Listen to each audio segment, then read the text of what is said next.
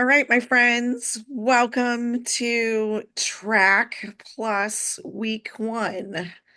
We are going to kick off this 12-week series. Why are we doing this 12-week series? It is a great way to boost your business as we're going through the summer months. So it is the end of April. So May, June, July. It will be peak season and you will see growth in your business by going through the track program. So let me see, I'm going to unblur because I want to show you this piece of paper. So $22,000. What does this mean? Okay, so we are going to make a commitment as a brokerage. We are going to commit over the next 3 months. We're going to commit to track. We're going to do what track tells us to do, kind of like the Bible. And as a brokerage, we're going to set a goal. So in 3 months, we would like to do 10 transactions as a group. So what that would mean for each of you would be 1 to 2 transactions. 2 transactions could mean $22,000 in your pocket. So that's making some assumptions. Average sales price, 500,000, 2.75 chickens, broker split, all that kind of good stuff. But we're going to go with a goal of 22,000. That's each person, by the way. So 1 to 2 transactions, that's our goal, is to make that happen. Well, how are we going to make that happen? We are going to make that happen by going through track. Now, some of you have been through track before. It's one of those programs that you can do over and over and over and over again. It's a great way, like I said, to boost your business. We're going into the hotter months of the year. Business does slow down, so we want to keep the momentum with our activities, and we're going to do that as a group going through this program. There is a workbook if you're at all interested. You can order this on Amazon. If not, in the locker room, there is a download version. It is exactly the same as what this book has. So just so that you know that there are options for this platform. Okay, so let's start with week 1. What is week 1 all about? And honestly, week 1 is probably the longest and a little bit of the toughest. I'm going to every week we're going to do a mindset minutes, and we're just going to talk very briefly about our mindset and making sure that our headspace is in the right place. So this week's mindset minute is to have some fun. Let's have some fun through this whole 12 weeks. It will be a learning experience. You're going to meet some great people. You're going to grow your database. You're going to grow your business. And at the end of it, and that is the key, is to stay consistent and stick with it through all 12 weeks. It's not easy, but it can be done. And as we come together as a brokerage, we're just going to lock arms and we're going to do it. So that's our mindset minute, is let's have some fun. Okay, we're gonna talk about in the track workbook.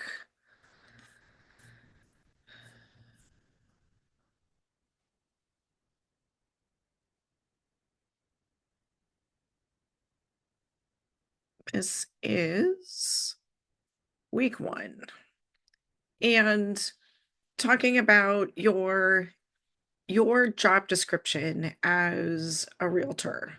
And we're going to spend a few minutes talking about your job description.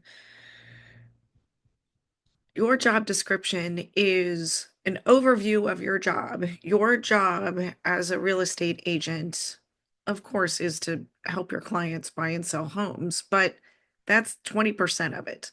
80% of the time, we daily lead generate with a minimum of 5 real estate conversations 5 days a week. That's how we get the 5 to 25.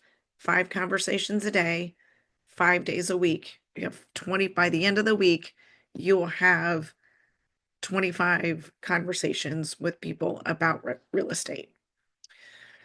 Second piece of your job is to follow up on all of your leads. This is a big sticky point with agents is the follow-up. And that's where the money is in the follow-up.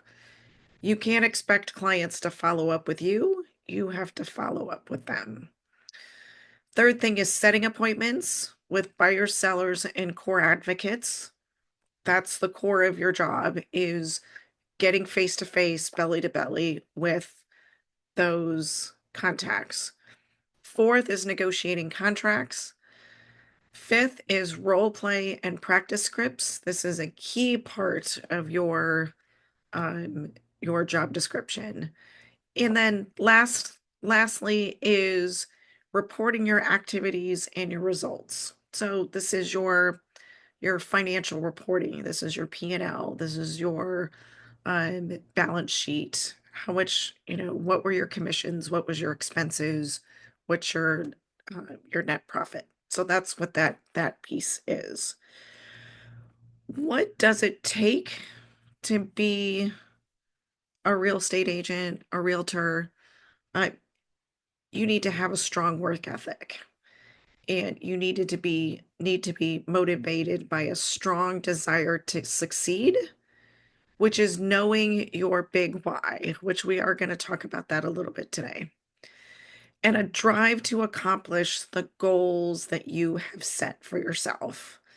So you are a company of one, or if you're in a team, maybe you're a company of a couple of people, but this holds true for everybody if it's just you individually or if it's you or as a big group.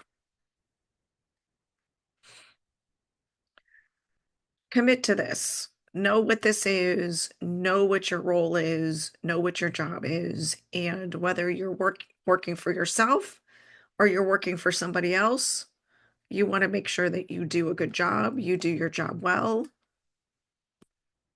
Being an owner of a real estate business is no different. So in the next page of the track workbook is determining your big why. This is, even if you've already done this before, it's a great exercise even to do it again. And if you've never done it again, this is a must. You need to understand what your why is. Why are you doing, why real estate? Why is real estate your vehicle? Why did you choose real estate to grow a career? Everybody has a different reason for what their big why is, but this worksheet gives you trigger questions to determine what that why is. What are you most passionate about? What is your driving motivation to start your career in real estate? What does it mean to you when you have achieved a goal in real estate? How will your life be different when real estate is funding your perfect life?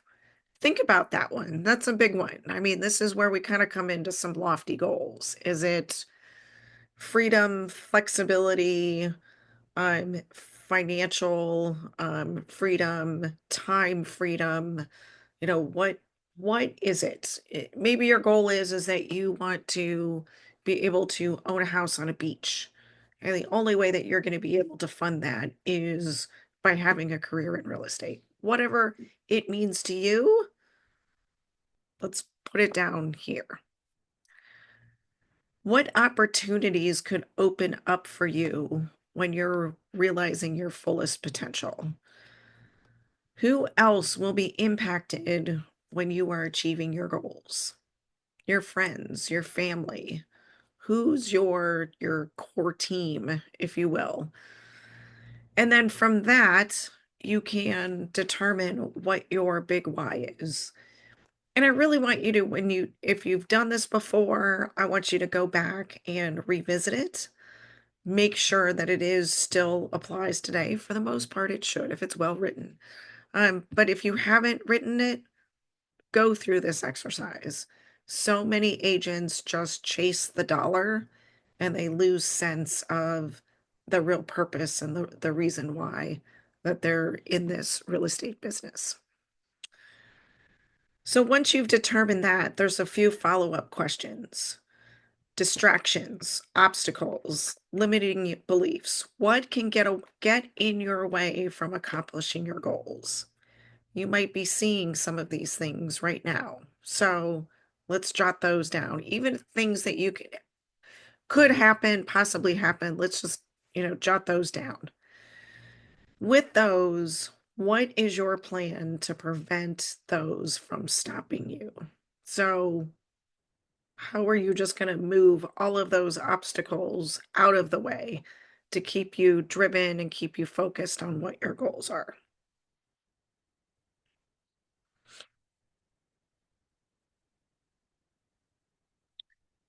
The next part of the exercise, and I've had other agents do this, and it brings tears to their eyes.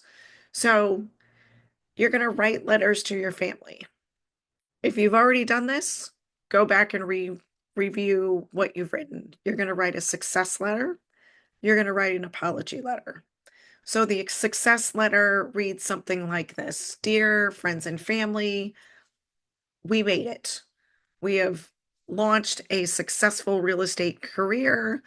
I've helped 3 million families. Of course, I'm making this up.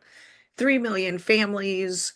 We have that summer home on the beach and we've made it. We are a complete success. I absolutely thank you for everything that you've done to support us.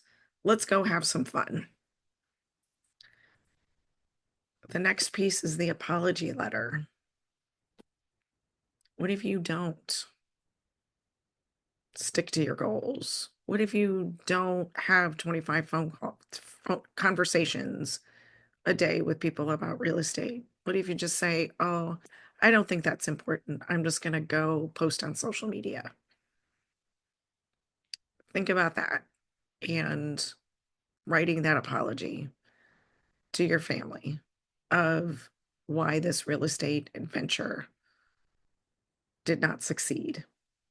And what are you going to do to turn it around? Are you going to go in like gangbusters and turn it around?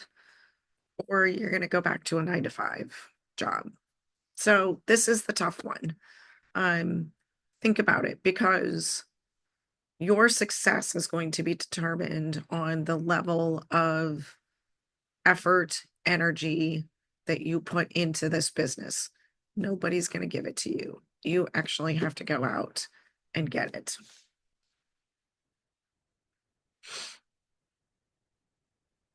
Okay, so enough for the sadness.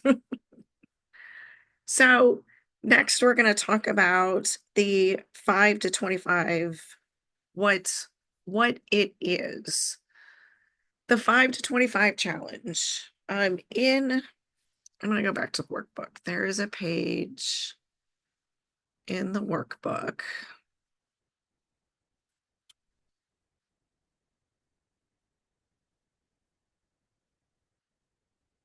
In the workbook for each week, there is activities. And these activities lead into the 5 to 25 challenge.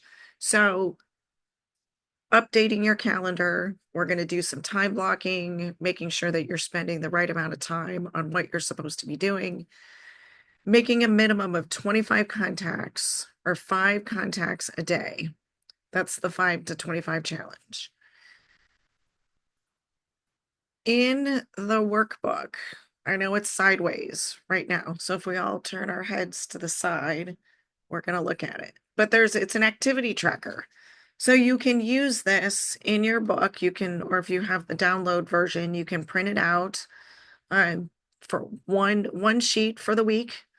And it's your activities. Did you make 5 contacts a day? You can even make little tick marks in the day of the week. Coffee or lunch with core advocates. And we're going to kind of talk about who those core advocates are in just a little bit.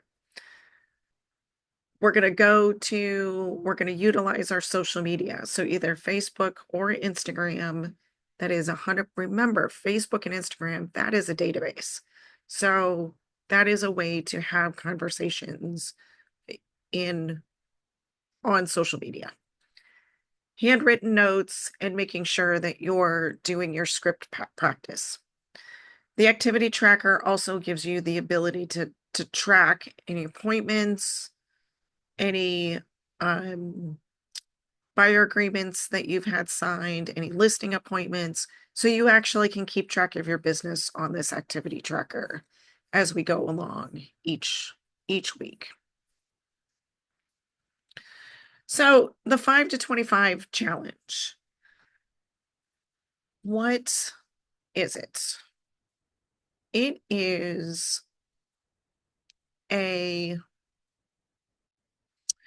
what's the best way for me to put it? It is a mechanism for you to keep track of your conversations that you have with people every day. Remember, 80% of your job is lead generating. Lead generating, a majority of that is this 5 to 25 challenge. Having conversations with your database on a regular basis. In the locker room, there is this really cool spreadsheet. And what it does is it says in the yellow fields, it says, and it's filled out right now for the 5 contacts. 5 contacts a day, 5 days a week, 50 weeks a year. You're working 250 days, 250 days worked. You input your average sales price. Ours is, we're going to say let's say it's 475. Our commission split is, we'll just leave it at that. In here, you can put in what your split is. We'll just leave it with the example at a 30%. That's high for everybody, but just to illustrate what this means to you. So if you don't have a transaction coordinator, so this is money coming into your pocket. Annual take-home pay, $209,000. $209,000. Your monthly take-home pay would be $17,000 a month. Isn't that going to make a difference by just making 5 contacts a day? Now, if I change that and I make it 3, I still do it 5 days a week, same 50 weeks a year if I give myself. So say I do 48. So I'm going to give myself 4 weeks off a year. That number changes. Is that still doable? You're still in the 6 figures. Yes, absolutely. So utilize this spreadsheet, realize the power of these conversations and how you can really grow your business by doing this.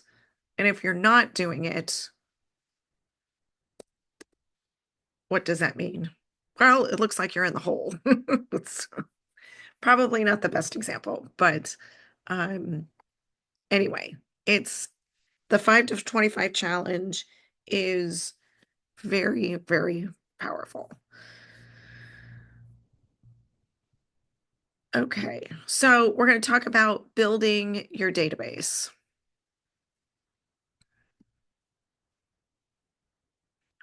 In the workbook is the memory jogger. And it is chock full of ideas, not only your family, but thinking about who do you hang out with, right? Do you have hobbies? Do you bowl? Do you play golf? Who do you do that with? People that you do business with. So, insurance, auto mechanic, accountant, babysitters, the list can go on and on. People that you've associated with in the past. Maybe these are former coworkers or coaches, teachers, neighbors, um, companies. Who sold me my air conditioner? Who sold me? I don't know if anybody owns a boat here, but so just places where you've bought things before. And then it gets a little kind of funny. So individuals who you know that are ambitious, enthusiastic, entrepreneur, caring people, champions, fun and friendly, fundraisers, children in college, they have internet skills. We could probably even add in here somebody who has AI skills, right? It's everywhere. So this is a memory jogger in order for you to build your list. Part of your homework is look at your database. Do you have 100? If you have 100, I want you to go to 200. If you have 200, I want you to go to 300. Whatever number you have, I want you to find 100 more people than what you have in your database today. Use the memory jogger and think about people that check your phone, go to Facebook. Think about your kids. Who do you know through your children? 100 people. Let's grow our database by 100 people by next week. Put them in your database. Let's have it. And the workbook even has a place for you to put those 100 people if you wanted to write it down. If you don't, in your CRM, an Excel spreadsheet, Google Sheets, that is a perfect place to put it. So now you've kind of put your database together. Now we're going to start kind of doing the funnel and we're going to narrow down that database. So we're going to qualify some of these individuals a little bit. We're going to categorize them as core advocates and vendor partners. So not only when we're putting this increasing our database by 100, I want you to think about also all of your vendor partners, title companies that you've worked with, loan officers that you've worked with.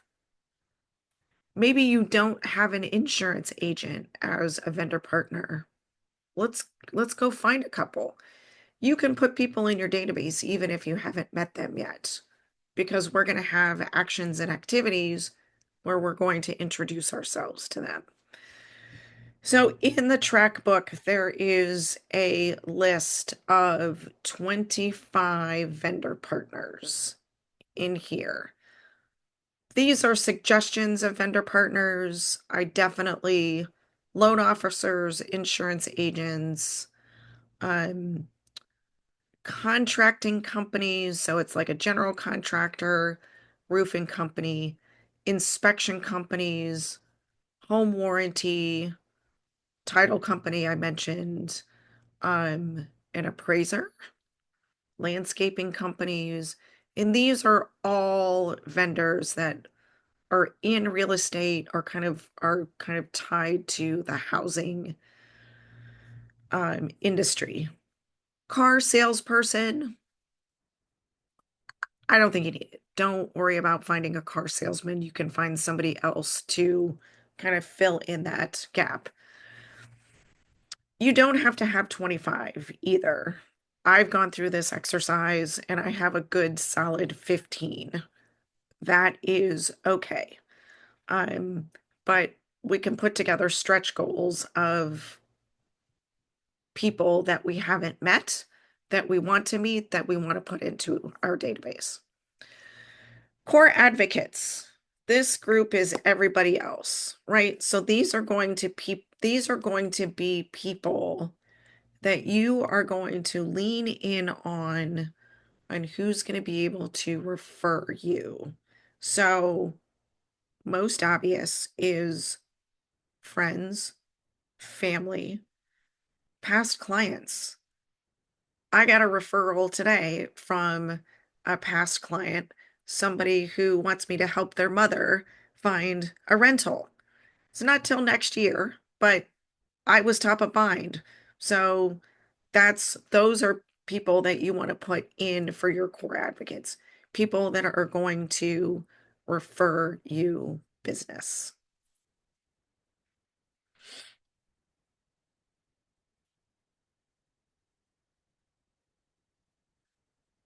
So next we're going to talk about finding your niche in your ideal client avatar. So there's plenty of real estate business that's out there for everybody. We don't have to work with everybody, right? If there are clients that maybe you just don't get along with, or you've had not such a great experience with in the past, that's okay. Feel free to refer them out to an agent friend of yours that might have a better opportunity to work with somebody that might be a little bit more difficult to work with.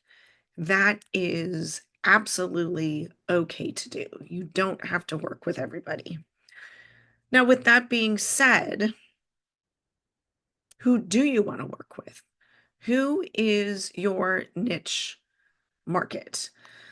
This worksheet in the book kind of goes along with the video. The first numbers is kind of fill in the blank as Jake is talking about your niche market.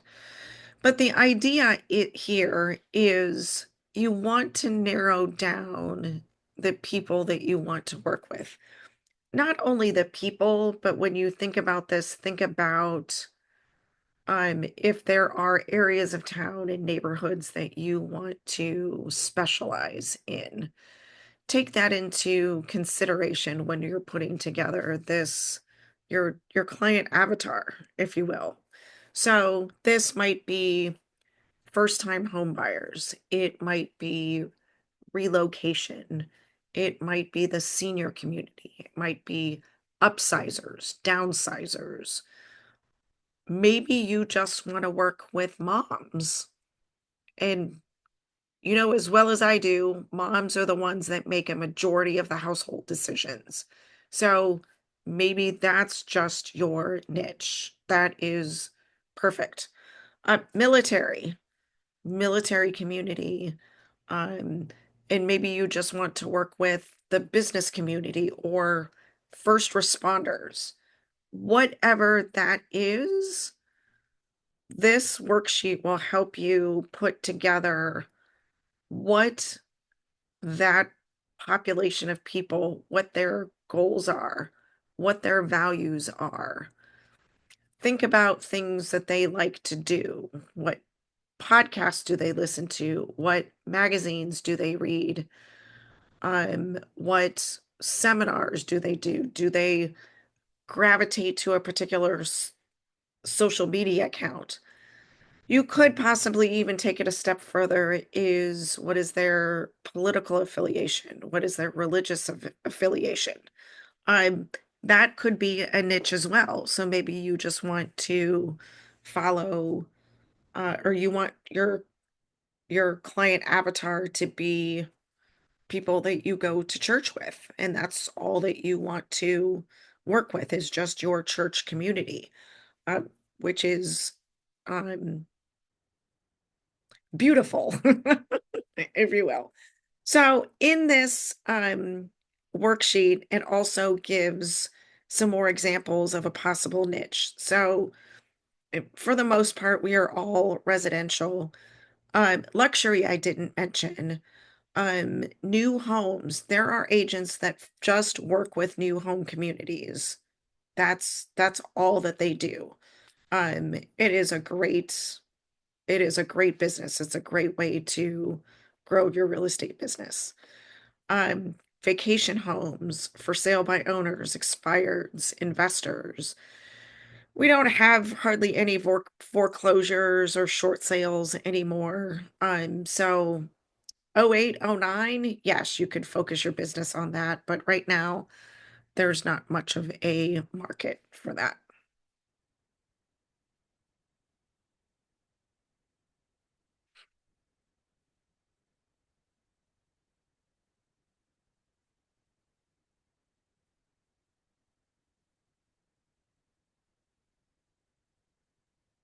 So here is your weekly challenge. So each week we're going to have a mindset minute at the beginning, and at the end, we're going to have a weekly challenge.